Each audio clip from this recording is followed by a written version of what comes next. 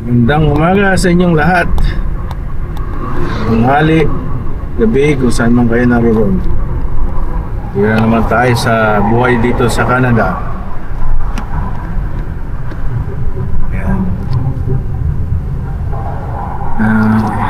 Itong mga ito nagmamadali. Ayan, sige. Madali kaya ako. Dito tayo sa London Drugs. Kuha tayo ng passport photo ni Bunso.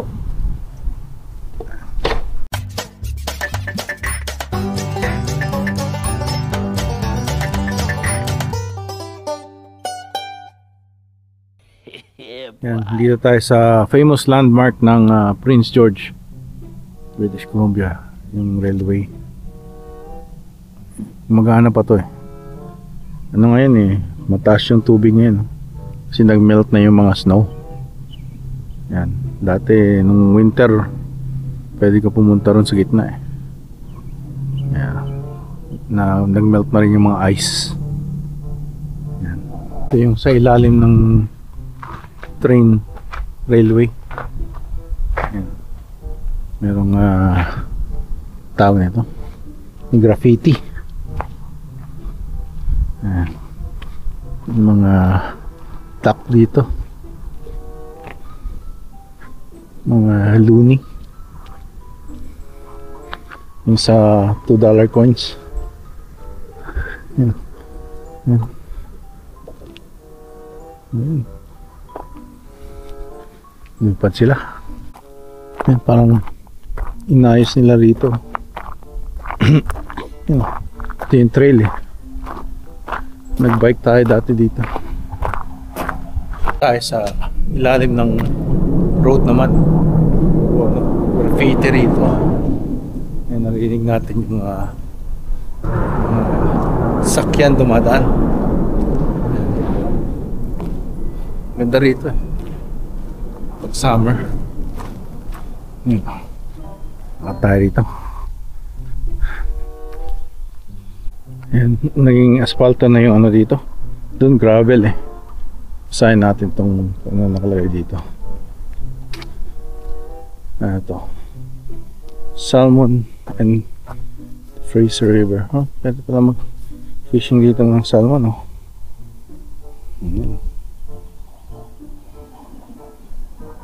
Siguro may nagfi-fishing siguro dito.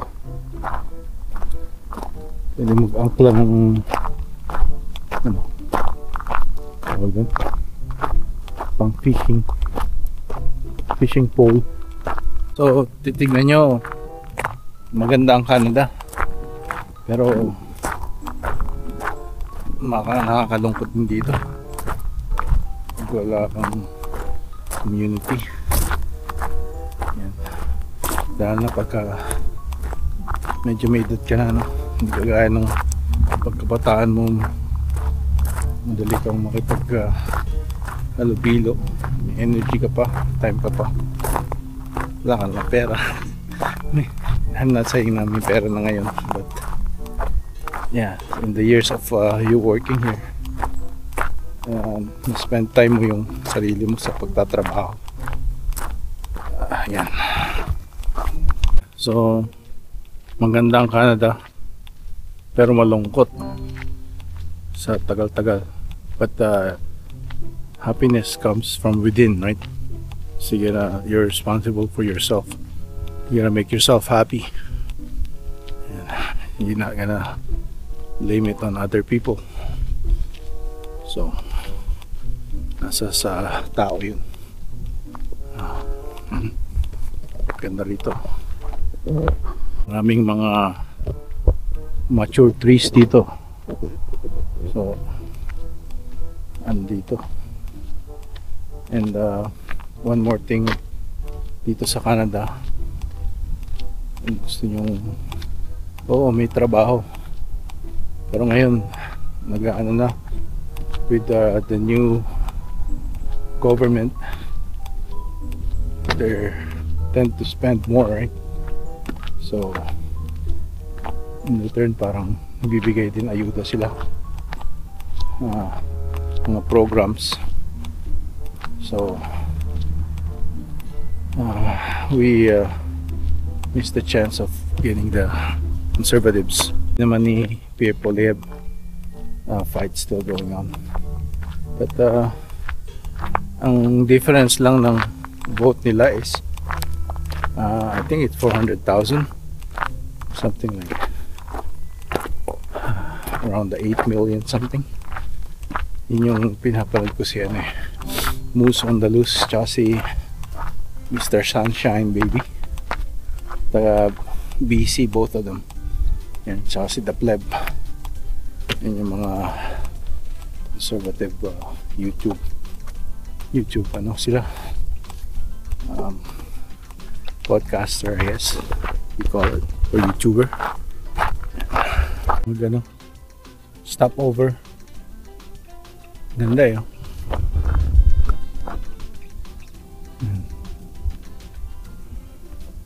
Tsaka mga bulaklak. Yan na. Nakakita tayo ng mga carvings. Naku, nasira to. Sayang. 2016. Sinira. Yan. Din to. Sayang. Agila. Okay. Ayan. Tingin tayo dun.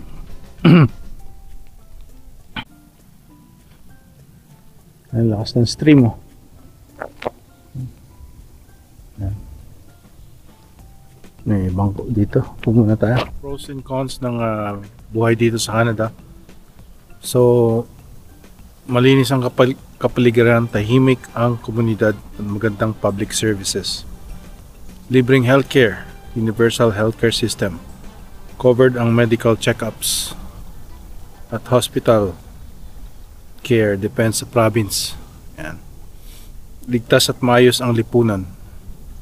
Isa sa Canada sa pinaka-safe na bansa sa mundo. Mababa ang crime rate lalo na sa mga residential areas. Magandang education system. Libre ang basic education hanggang grade 12 at may access sa world-class universities at colleges. Canada ang most literate country in the world.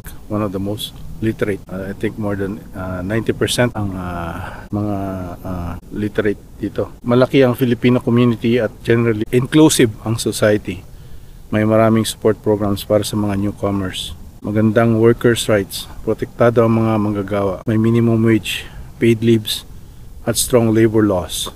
Ang nature at outdoor lifestyle ay napakagandang kalikasan, mga bundok, lawa, parke. Marami kang pwedeng gawing outdoor activities. Ang mga cons naman, mga hamon sa pamumuhay sa Canada. Malamig sa klima, mahaba at sobrang lamig ang taglamig. Lalo na sa mga lugar ng Alberta, Saskatchewan o Manitoba. May minus 30, minsan minus 50 pa nga. Dun sa Fort Mac, Fort St. John, dito naman sa BC, malamig. Mataas ang cost of living, lalo na sa mga lungsod tulad ng Vancouver at Toronto. Mataas ang renta, pagkain at transportasyon. Homesickness at cultural adjustment. Malayo sa pamilya at ibang kultura. Pwedeng makaramdam ng lungkot o pagkailang lalo sa nasa unang taon. Employment challenges sa simula. Mahirap makahanap ng trabaho sa field mo agad. Kadalasan kailangan mo magsimula sa survival jobs. Tax burden, mataas ang income tax at sales tax. Iba-iba depende sa province. Pero kapalit nito ay mga public services. Matagal ang healthcare wait times. Oo, libre pero minsan mahaba ang pila, lalo na sa mga specialist appointments o surgeries. Tapos limited public transport sa ibang lugar maliban sa malalaking lungsod. Hindi gaanong maayos ang public transportation. So yun yung mga pros and cons na dito sa buhay sa Canada. Ayan, tsaka ngayon lalo na tumaas ang inflation ngayon. So yun ang isa sa mga number one, no? Tapos yung wages hindi pa rin tumataas dahil nga pinarami yung liberals yung immigration. Halos 1 million noong 2023 ata o 2024. Habang kailangan natin yung muko dito, pinutol nga nila eh.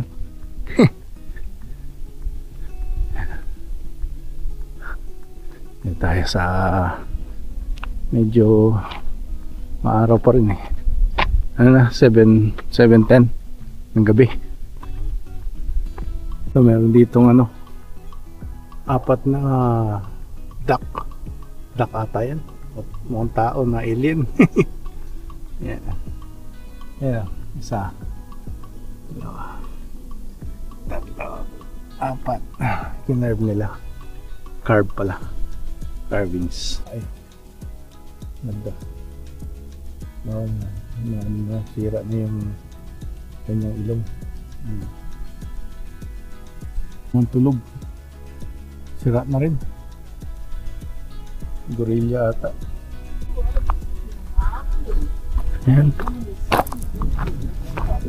Tapos na ang lakad natin. Ayan yung mga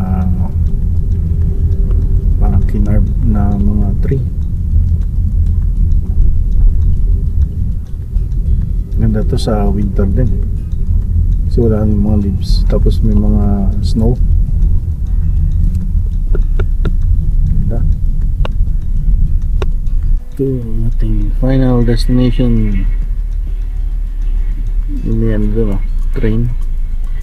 Gazebo.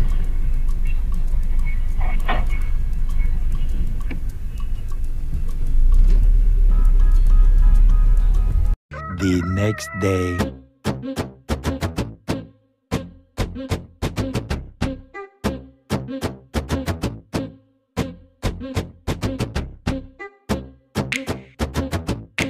Yan, nag-break time tayo. Nag-basketball, shooting. Ang ganda ng araw eh. Tingnan nyo. Ayun, yung may ano pa, yung clouds niya eh. Pakaganda eh. Perfect weather. Ayan, nagdamihan na yung mga dandelions. Ayan, ginagawang tea daw yan eh. Yung mga make sure malinis kasi dito dinadaanan ng mga aso. Hindi na dry up nila tapos pinapakuluan. Tapos iniinom as hot tea. Marami daw benefits mga tea. Ayan. So, ayan. Ang buhay Canada habang may araw. Minsan lang to eh. Ngayon, maganda kasi weekdays. Ngayong long weekend na Victoria Day. Baka madaming paplanong pumunta sa outside of town dahil ganda yung panahon. Nagtaas ang ang gas like from 136 ngayon naging 146 ng 10 cents. Pero marami sigurong pila ngayon sa Costco kasi it's 5 cents or sometimes 10 cents lower ang Costco per liter. Ayan. But you have to be a member. Yun lang and it's open close in certain hours. Yun lang ang disadvantage or advantage, pros and cons. Ayan. Ayan, meron tayong app dun sa DQ. Meron siyang welcome shake. So kinuha ko with an order of $1 or more. Tapos yan, bili tayong putin. Kasi yun lang yung bali ang putin niya is $8.49. Yan o. Tapos $5.69 sana to. Shake. Na-discount niya. Free small shake. Tikman natin yung putin.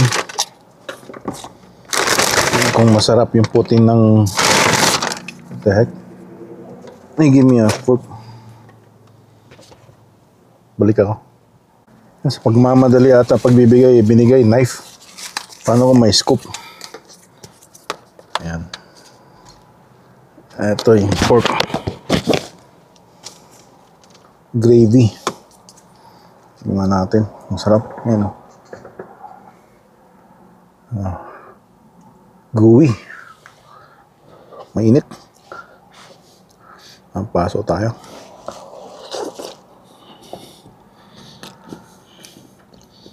Tap. Gooey. Lahat ginawa nila, nilagay nila muna doon sa gitna. Tapos sa kanila nilagyan ulit sa top. Kasi yung top lang meron eh.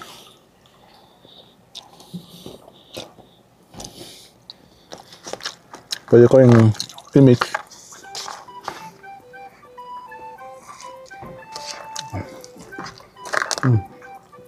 Ito yung Canadian invention. Putin.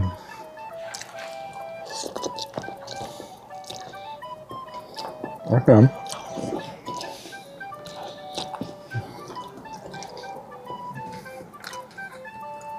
$2 cheaper sa Costco. $6.49 nata yan. Pero mas maalat yung sa Costco. Ito yung maalat din. Sa cheese. Tsaka sa gravy. But hindi kasing alat nung nasa Costco. Okay na. Pop. Meron tayong milkshake. Lagi naman ako may dalang tubig dito. Galing sa Walmart, binibili ko. O kaya sa Superstore. Minsan galing sa Costco, pero malalaki sa Costco, mabigat. Yan. So what I knew Dairy Queen has was that the I was going to have to generate, best raise money from investors in the form of equity. And milkshake. Hindi masyado matamis. Yung iba kasi parang pakatamis dito eh. Yeah, so it's good. The next day. Ayan o. Ayan, si kababayan, nanalo. Panoorin natin to. I already screamed. I shouted. I cried. Like I turned on the lights. Wow. My wife was mad again.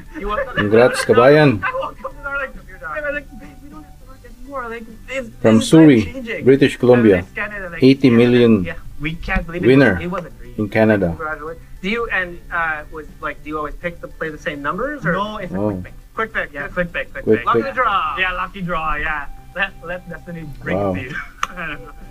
Now, so like obviously exciting. Talking a bit about. I've Quick heard pick. we've talked about this a bit already. Like community means a lot to you. Yeah. Congrats, kabayan.